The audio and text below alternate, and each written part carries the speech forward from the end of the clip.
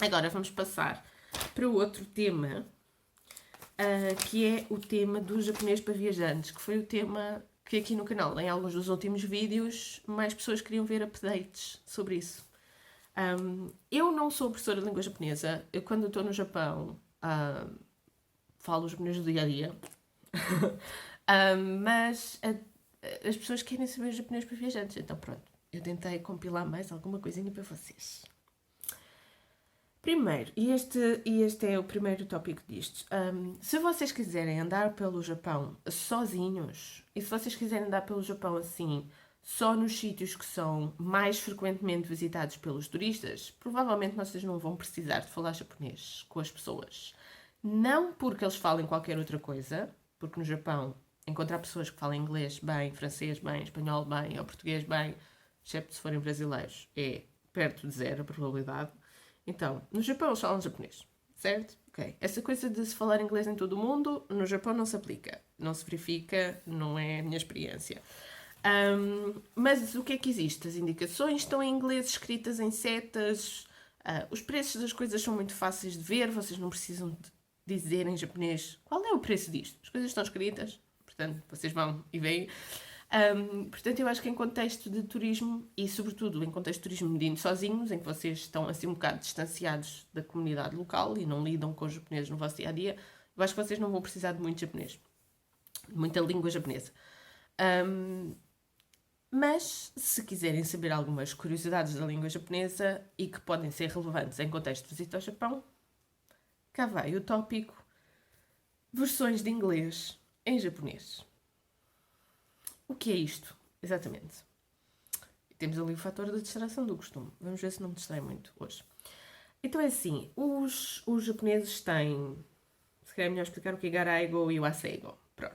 Então é assim, na língua japonesa, ou seja, o japonês que os japoneses falam, na língua japonesa existem garaigo, que são palavras de língua japonesa novas, os chamados neologismos, e que têm como origem línguas estrangeiras. Eu até apontei que a definição é mesmo isso. Palavras de língua japonesa que têm como origem uma língua estrangeira ocidental, especificamente, o garaigo. Então, por exemplo, aquelas coisas todas das palavras de origem portuguesa que passaram a existir em língua japonesa e a ser utilizadas no japonês corrente falado, que é uma série de palavras que entrou no uso da língua japonesa durante os séculos XVI e XVII, com a presença portuguesa no Japão. Isso classifica-se como, digamos que, a primeira onda de garaigo. Depois existem as palavras de influência estrangeira.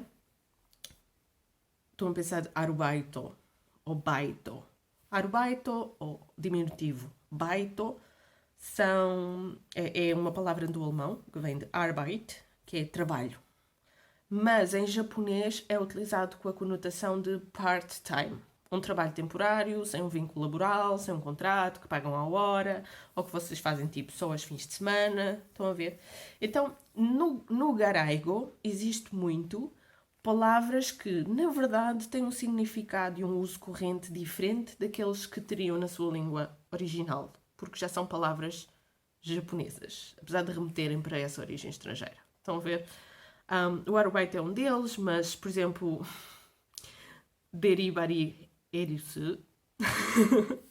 Deribari erisu é uma coisa que se falou muito nas notícias ultimamente e por isso é que eu me estou a rir. Porque houve uma escandaleira de um homem com uma posição política relevante, que a escandaleira foi, ele contratava massagistas para irem à casa dele. E essa expressão vinha à baila nas notícias. Deribari herutu é delivery health. Ou seja, a origem é delivery health. Saúde que se entrega em casa. Tipo, vocês telefonam, mandam vir alguém, essa pessoa vai à vossa casa e dá-vos um serviço de saúde. Então, deribari herusu, aliás, é a versão japonesa de uma expressão inglesa, mas que não existe em língua inglesa, e o que ela significa no Japão é massagistas que vão a casa fazer serviços, não posso dizer mais no YouTube. Então, pronto, estão a perceber, às vezes a origem estrangeira das palavras e a maneira como ela é absorvida na língua japonesa faz com que a palavra tenha um significado completamente diferente do original. Então existem dois níveis de desentendimento. Um é a maneira como os japoneses pronunciam palavras de origem estrangeira é diferente. E outro é aquilo que essa palavra significa no uso da língua japonesa também é diferente daquilo que ela significava originalmente em inglês. Então, este na verdade é um vídeo para te explicar o inglês que não é inglês e o japonês que não é japonês e as aventuras na linguagem, porque eu acho que isso é muito interessante. Eu não sei se é útil, mas eu acho que é interessante. Depois, isso já é quase o domínio do Asego. O Asego é pseudo-anglicismos, digamos assim. Em Singapura isto chama-se Singlish. Portanto, quem conhece o Sudoeste Asiático, ou andou na Malásia, ou noutros sítios por aí, se calhar conhece isto como Singlish. Que é tipo inglês usado de uma maneira esquisita, que não é usado nos países em que o inglês é a língua materna. São pseudo-anglicismos, mas que são utilizados correntemente na língua japonesa e que têm um significado social. Tem um significado mesmo direto, mas depois também tem um significado social muito específico. Por exemplo, a maneira como no Japão se utiliza a expressão safe, e às vezes assim acompanhado de safe. Vem muito do desporto, da gíria desportiva, e significa que podia ter corrido mal, mas vocês safaram-se. E é tipo, fiquem contentes porque se safaram, vamos respirar fundo, respirar de alívio e prosseguir. E vou continuar a dar exemplos. Por exemplo, essa coisa do inglês que se pronuncia de uma maneira completamente diferente. Vocês podem precisar, em contexto de visita ao Japão, de utilizar estas palavras. O que é que é? Acho que vou fazer aqui um timing para ver se vocês têm tempo de adivinhar. O que é Konbini? Konbini. 5 segundos. Konbini é loja de conveniência. Convenience store. Convenience store, convenience, Konbini. Não sei se a derivação é óbvia para vocês, mas foi isso que aconteceu. Em japonês disse Konbini. Chiketo.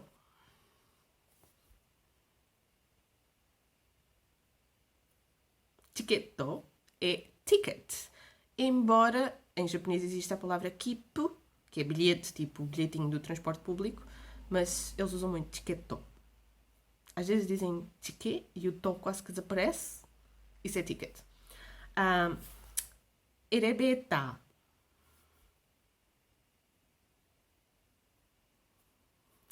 Elevator. Elevador. Elevator. Erebeta. Não sei se é óbvio para vocês, mas mais uma vez, portanto, se vocês quiserem perguntar onde é que é o elevador, Sumimasen, erebeta doko onegai shimasu. Que é onde é que é o elevador. Toire. Toire.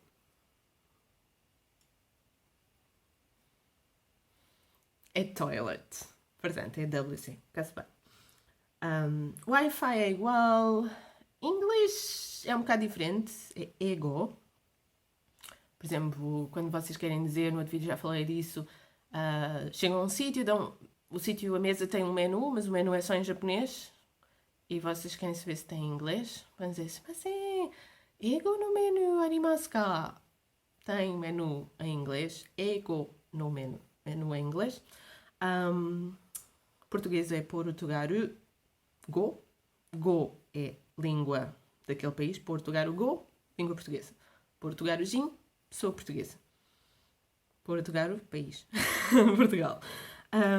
Portanto, estão a ver as palavras que eles usam na sua versão inglesa, na língua corrente japonesa, pronunciam-se de maneira muito diferente. Então, se vocês tiverem a utilizar um daqueles livrinhos que dizem a composição das frases e insira a palavra aqui e diga como é que vocês têm que pronunciar a palavra, vocês são capazes de ter um espaço para preencher. Vamos expor aquele exemplo do elevador. Tem um espaço para preencher e vocês o que vão querer perguntar é onde é que é o elevador. E depois tem Doko desu ka, que é perguntar onde é que é essa coisa. E vocês dizem, vou pôr aqui elevator, porque é elevador. E tem, sumimasen, vírgula. E vocês vão todos lampeiros, sumimasen, elevator, doko desu ka? E depois a pessoa vai ficar assim, Porque a maneira como vocês estão a pronunciar não é a maneira como eles reconhecem a palavra. Estão a ver? A língua é essas coisas. Pois existe uma palavra que eu acho muito curiosa, que é a palavra em inglês é service. Em japonês é sabe-se. Mas não é service. Então é assim, a palavra inglesa service entrou no uso dos japoneses, na língua japonesa, na sua versão japonesada, sabe-se. Só que sabe-se é outra coisa. Eles dizem, às vezes até dizem em inglês, give, quase b, give, sabe-se. Ou então, sabe-se desse. Isto é serviço. Geralmente dizem sabe-se desse quando vos oferecem qualquer coisa e vocês ficam a pensar, é serviço, então eu tenho que pagar, mas ele diz que não se tem que pagar, que é presente. Muitos pontos de interrogação na nossa cabeça. Mas sim, sabe-se desse, é dizerem-vos, isto é a oferta. Muitas vezes quando vos dão um docinho ou, sei lá, uma ofertazinha qualquer, uma prendinha qualquer. Porque a noção deles do que significa sabe-se é ser prestável. O que passou a significar na cultura japonesa fazer pequenas prendinhas ou dar um extra, ou sim, essencialmente isso, dar um extra, dar mais do que a pessoa está à espera que esteja incluído, etc. Mas é muito complicado explicar o que é sabe-se, é muito cultural specific. Quando vocês estiverem no Japão, vão estar. E depois há a contração das palavras. Por exemplo, há uma que eu adoro, porque vejo imenso, porque passo lá a vida a ir, que é depato chika. Então, depato é a versão japonesa de department store. Department store, que é tipo centro comercial, quase centro comercial, mas eles usam só a parte do department e não do store, isso já ficou perdido pelo caminho, e depois dizem depato. E depois, chika é abaixo, o kanji japonês para do lado de baixo, em baixo. Então, depato chika é normalmente o piso menos 1, portanto a cave, mas numa extensão enorme, é muito grande, que existe perto assim das grandes estações de comboio. Por exemplo, estou a pensar no caso de Kyoto, que eu conheço muito bem. Todas aquelas entradas que vão a descer, todas aquelas escadinhas que vão a descer, que vocês veem quando andam na rua a caminho de chegar à extensão central de Kyoto, mas tipo, ainda falta uma rua inteira e ainda falta atravessar a estrada e ainda falta o largo da estação e vocês veem o que parece uma entrada para o metro, na verdade parece uma entrada para o metro, e depois tem umas escadinhas a descer. Isso já é uma das entradas da Depato Chika, do underground da estação de Kyoto, que ocupa um quarteirão inteiro underground e que tem várias entradas à volta da estação, diferentes. E que já agora se chama Porta. Porta. Porta em língua portuguesa. Também há outra em Oita que se chama Porta e também é uma Depato, mas não é chica, não é no menos 1. E também é à frente da estação. Porque Porta é um nome muito comum para dar aos centros comerciais à entrada das cidades. O que tem a ver com a herança da presença portuguesa e várias situações complexas e curiosas da evolução do Japão no século XX. Isto como uma curiosidade, porque eu sou um nerd da história da presença portuguesa no Japão. E é o que eu investiguei para o doutoramento. Então, é assim, o uso da língua inglesa no Japão é muito estranho. Eles têm muita dificuldade, têm uma dificuldade que eu diria crónica, de ter bons professores de língua japonesa, bons professores de língua japonesa nativa, por exemplo. Isto é o máximo quando ele faz estas coisas. Eu estava a tentar impedi-lo que ele fosse para cima do computador. A língua inglesa, falantes nativos normalmente não estão muito presentes na sociedade japonesa. Agora estão mais, mas e no sistema de ensino também não estão muito presentes. E então eles não têm um contacto direto com o inglês como ele é falado pelos americanos, canadianos, ingleses, neozelandeses, australianos, etc. Têm um contacto muito pontual. Claro que o governo japonês tem aqueles programas de colocação de falantes nativos de inglês nas escolas, que é, por exemplo, o programa JET, é um desses programas, GED, Mas não chegam a todo lado, o contacto deles com os alunos é limitado. Então o que acontece é que eles têm muitos anos de aprendizagem de língua, supostamente aprendizagem de inglês na escola, mas eles acabam a escola na prática a não ser fluentes em inglês e terem um entendimento do inglês conversacional muito, muito, muito limitado. Essa é uma das partes do problema. A outra parte do problema é que eles têm uma absorção de expressões da língua inglesa na língua japonesa corrente muito, muito divorciadas do seu significado original. E muito culture specific. Isso não passou. Passou a palavra, mas não o significado original. Então, o que é que eu diria?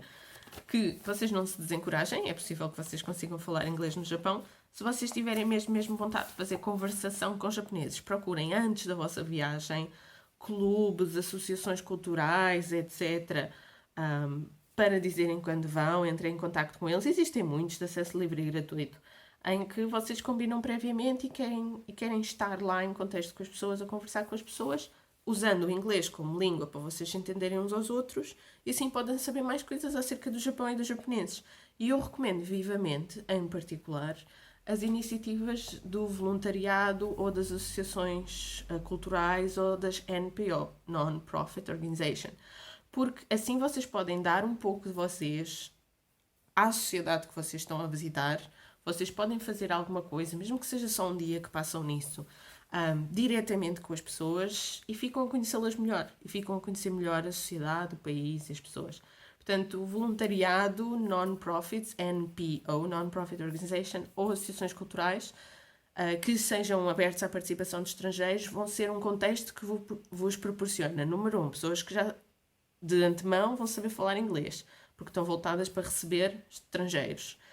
Quem diz inglês diz, por exemplo, algumas mais voltadas para o mundo francófono ou para o mundo latino, e o espanhol é uma língua. Ou até em algumas partes do Japão, o português, a língua portuguesa. Então, por maioria de razão, se já estão voltados para receber estrangeiros para fazerem esse voluntariado ou para participarem nesses projetos em andamento dessas NPOs, já vão entender-se com vocês. Outra grande razão é vocês têm um conhecimento mais direto, mais por dentro daquilo que é o Japão, a sociedade japonesa, e a vossa viagem, a vossa experiência é mais realista. Vocês não ficam só a conhecer o país na sua versão postal turístico, ficam a conhecer o país mesmo e as pessoas mesmo. Que eu acho, e eu integro sempre isso nas minhas sugestões das pessoas que eu acompanho, porque é a maneira de estar e de ser que eu tenho e que eu acho que é mais produtiva e responsável. Portanto, é uma coisa mesmo muito importante para mim e sugiro que vocês considerem, pelo menos considerem essa hipótese quando vão para o Japão. Pronto, então, em breve neste canal vai ter mais entrevistas, vai ter mais vlogs na rua, também já filmei mais coisas na rua, não este, mas os próximos vão ser. E não se esqueçam de seguir a página do Projeto Cultural e Pedagógico Japão e Portugal. Partilhar, é importante partilhar, porque os algoritmos da internet, do Facebook, do Instagram e não sei o quê, só funcionam por favorecer partilhas, ou seja, me porem gosto não serve para nada, para aquilo, não divulgam mais por porem gosto.